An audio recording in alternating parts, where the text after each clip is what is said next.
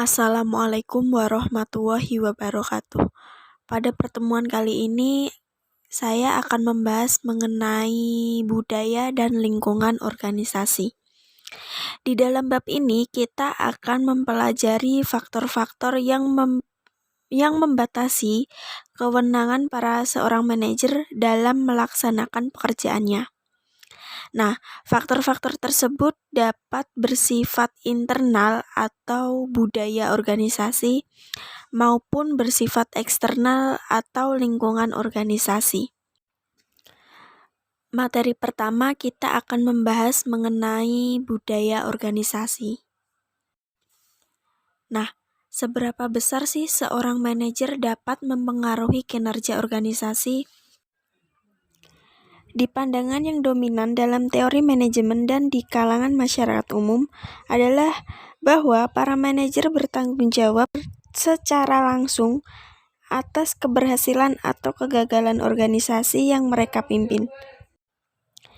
Pandangan ini disebut sebagai perspektif mumpuni terhadap manajemen, dan di sisi lain sebagian kalangan berpendapat bahwa hal yang paling menentukan keberhasilan atau kegagalan sebuah organisasi adalah faktor-faktor yang berada di luar kendali para manajer. Nah, pandangan itu disebut sebagai perspektif simbolis terhadap manajemen. Sebagai contohnya, di perusahaan Coke Corporation yang merupakan sebuah perusahaan internasional pembuat minuman soda, memecat CEO-nya karena harga saham perusahaan itu merosot tajam dan perusahaan terancam kehilangan beberapa pelanggan terbesarnya. Dalam pandangan mumpuni atau omnipoten, harus ada seorang yang memikul tanggung jawab atau singkatnya, dipersalahkan ketika sebuah organisasi memperlihatkan kinerja yang buruk, terlepas dari apapun alasannya, dan orang itu pun adalah sang manajer. Tentu saja, ketika semua hal berjalan dengan baik, para manajer menjadi orang yang paling berhak menerima semua pujian, meskipun jika sebenarnya keberhasilan itu bukan merupakan buah langsung dari upaya mereka. Dalam pandangan ini tidak terbatas dalam lingkungan organisasi bisnis saja, tetapi keberadaan pandangan ini juga dapat menjelaskan tingginya tingkat pergantian pelatih di dunia olahraga profesional maupun perguruan tinggi, yang seringkali dipandang sebagai manajer bagi tim asuhannya. Nah, para pelatih yang lebih sering kalah daripada menangnya akan dipecat dan digantikan oleh pelatih baru yang diharapkan dapat memperbaiki kinerja tim yang buruk. Seperti itu contohnya. Kemudian ada pandangan perspektif simbolis.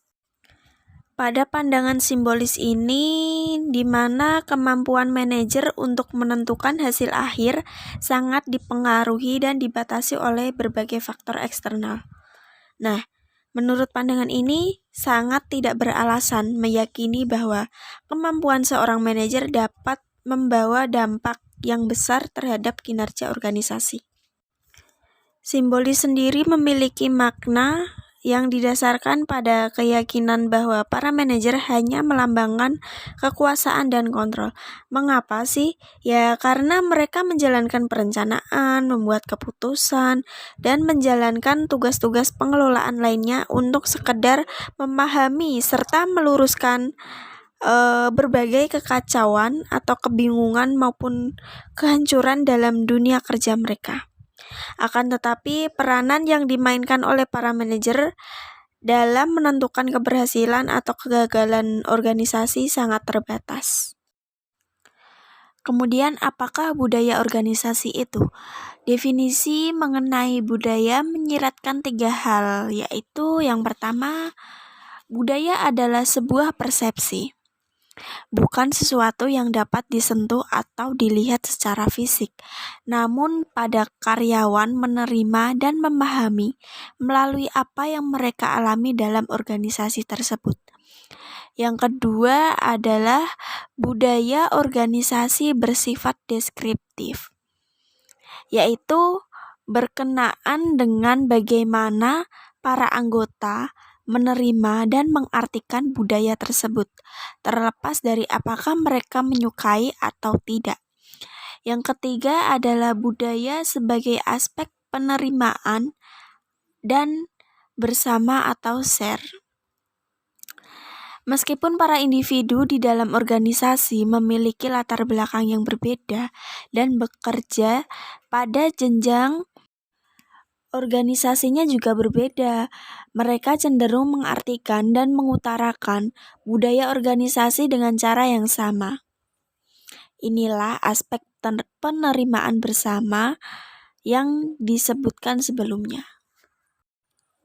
Sehingga dapat diambil kesimpulan budaya organisasi adalah sekumpulan nilai, prinsip, tradisi, dan cara bekerja yang dianut bersama oleh dan mempengaruhi perilaku serta tindakan para anggota organisasi.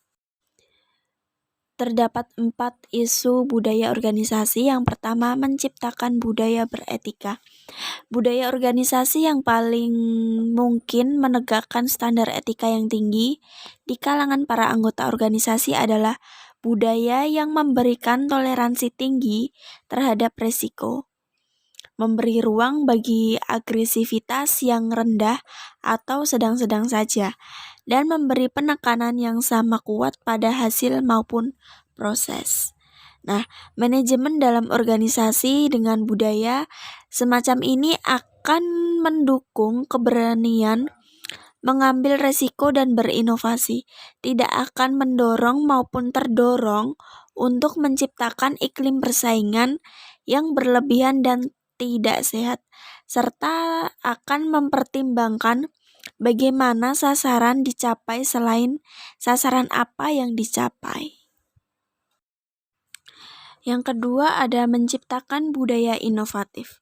Ciri-ciri budaya inovatif ada tantangan dan keterlibatan, kebebasan, kepercayaan dan keterbukaan, waktu bagi gagasan, humor, penyelesaian konflik, pengambilan resiko, dan silang pendapat.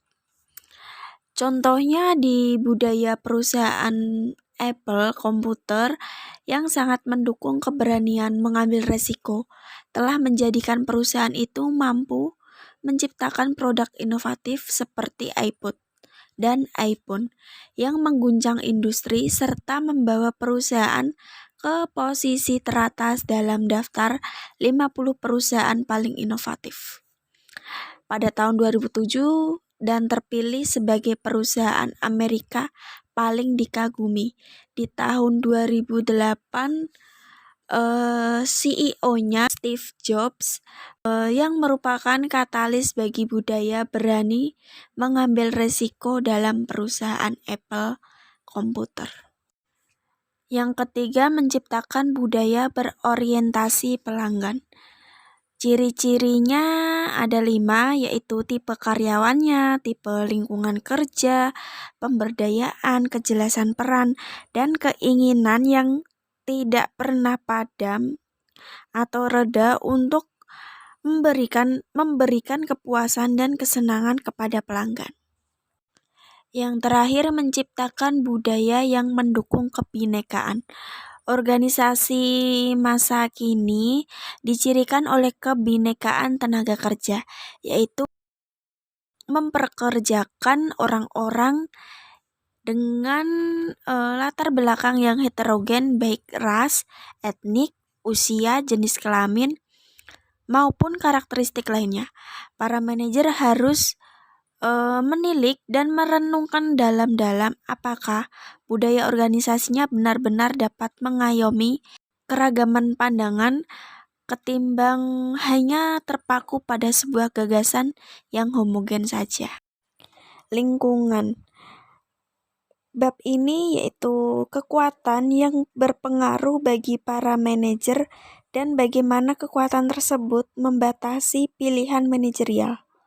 Nah, lingkungan eksternal sendiri adalah faktor dan kekuatan yang berada di luar organisasi namun mempengaruhi kinerja organisasinya. Komponen lingkungan eksternal sendiri ada dua, yaitu lingkungan spesifik dan lingkungan generik atau umum. Lingkungan spesifik. Lingkungan spesifik adalah kekuatan eksternal yang membawa dampak langsung terhadap pengambilan berbagai keputusan dan tindakan oleh para manajer, dan secara langsung relevan dengan pencapaian sasaran organisasi. Kekuatan utama yang membentuk lingkungan spesifik adalah yang pertama pelanggan, kemudian pemasok, lalu pesaing dan kelompok kepentingan dalam masyarakat. Lingkungan umum. Lingkungan umum adalah kondisi eksternal yang lebih luas yang dapat mempengaruhi kinerja sebuah organisasi. Faktor lingkungan umum meliputi kondisi ekonomi, seperti suku bunga, inflasi, perubahan penghasilan yang dapat dibelanjakan atau disposable income, gejolak pasar modal, dan siklus bisnis secara umum adalah beberapa faktor ekonomi yang dapat mempengaruhi praktik pengelolaan atau manajemen di sebuah organisasi.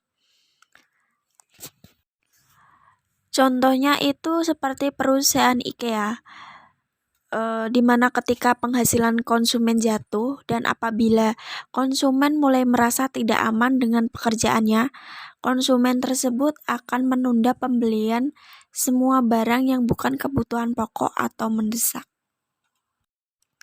Yang kedua ada politik atau hukum, kemudian ada sosial budaya, dan yang keempat ada kondisi demografis atau kependudukan yang meliputi berbagai karakteristik kependudukan seperti usia, jenis kelamin, tingkat pendidikan, penghasilan, hingga komposisi keluarga. Perubahan karakteristik ini dapat membatasi cara para manajer menjalankan perencanaan, penataan, kepemimpinan, dan pengendalian dalam organisasi. Yang kelima ada teknologi, di mana perusahaan yang mampu memanfaatkan kemajuan teknologi seperti General Electric, eBay, dan Google akan maju dan menjadi makmur.